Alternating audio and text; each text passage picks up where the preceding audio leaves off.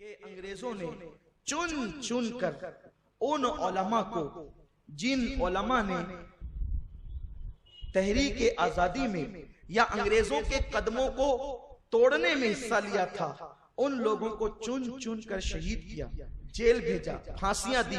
یہاں تک کہ مورخین لکھتے ہیں کہ دلی سے لے کر لاہور تک جتنے درخت رستے میں تھے، اکثر درختوں پر علماء کے کٹے ہوئے سر لٹکے ہوئے تھے، اور علماء کو ہزاروں کی تعداد میں شہید کیا گیا، اور جو عام مسلمان تھے ان کی تعداد 5 لاکھ ہے۔ ہندوستان میں 5 لاکھ مسلمانوں کو جنگ آزادی کی تحریک یا انقلاب اس کو کہتے ہیں، انگریز غدر کہتے ہیں، انقلاب کی پاداش میں، اس کے جرم میں 5 لاکھ مسلمان شہید ہوئے۔ لیکن کس شان سے شہید ہوئے اس پہ بھی توجہ چاہتا ہوں۔ انگریز ان انقلابیوں کو جن کو پکڑا گیا تھا، ان کو پکڑنے کے بعد، چونکہ وہ سب مسلمان تھے، ان کو پکڑنے کے بعد 10 بائی 10 کا ایک کمرہ بنا ہوا ہے، اس میں سور ذبح کیا جاتا ہے۔ سور ذبح کرنے کے بعد سور کے خون سے، اس کی پیشاب اور اس کی لید سے پورے کمرے کو پوت دیا جاتا ہے۔ پوتنا سمجھتے ہیں؟ پہلے جب ہمارے یہاں مالیگاؤں میں اکثر مٹی کے مکانات تھے، تو ان مکانات کو جو پیلی مٹی ہوا کرتی تھی، عورتیں اس سے زمین پوتا کرتی تھی، تو سور کے خون سے، اس کے پیشاب سے اور اس کی لید سے 10 بائی 10 کے کمرے کو لیپ دیا جاتا، پوت دیا جاتا، اور جن لوگوں نے انقلاب کی تحریک میں علماء کا ساتھ دیا تھا، ان مسلمانوں سے کہا جاتا اس کو زبان کے ذریعے سے چاٹا۔ وہ مسلمان تھے، ایک تو خون ناپاک، دوسرے وہ سور کا خون ہے، عام جانور کا نہیں، ناپاکی پر ناپاکی، نجس پر نجس۔ وہ لوگ انکار کرتے، پھر ان کو دردناک انداز سے شہید کر دیا جاتا۔ قتل، انقلابیوں کو قتل کرنے کا طریقہ یہ تھا کہ ان مسلمانوں کو جب سور ذبح کیا جاتا تو اس کی چمڑی جیسے نکالتے ہیں، چمڑی نکالنے کے بعد اس کی چمڑی کے اندر سل دیا جاتا۔ اس درد یعنی روحانی طور پر بھی اذیت دی جاتی، ایمان کو بھی مجروح کرنے کی کوشش کی جاتی۔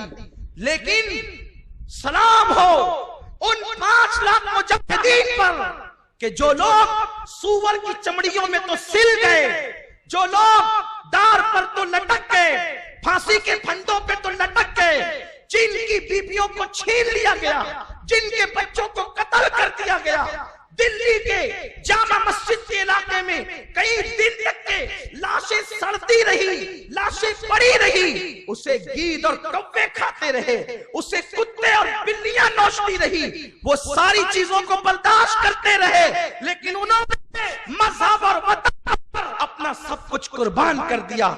آج یہ محفل اسی درد کے ساتھ ہم نے سجائی ہے کہ ان 5 لاکھ کو اور ان ہزاروں کو جو آج یاد نہیں کیا جا رہا ہے، ہم انہیں یاد کریں گے، اپنے جوانوں کو ان کی قربانی ہم یاد دلاتے۔ ہم وہ نہیں ہیں کہ جو یوں ہی انگریزوں کے ایجنٹ کو، انگریزوں کے غلاموں کو، انگریزوں کے وظیفہ کو آزادی کا ہیرو بنا کے پیش کریں۔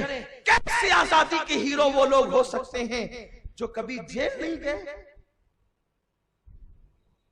جنہیں کبھی ڈنڈے نہیں پڑے، جن کے ہاتھوں میں کبھی ہتھکڑیاں نہیں آئی، مسندوں پہ بیٹھ کر پیری مریدی کے ڈھونگ رچاتے رہے، آج وہ آزادی کے ہیرو ہیں۔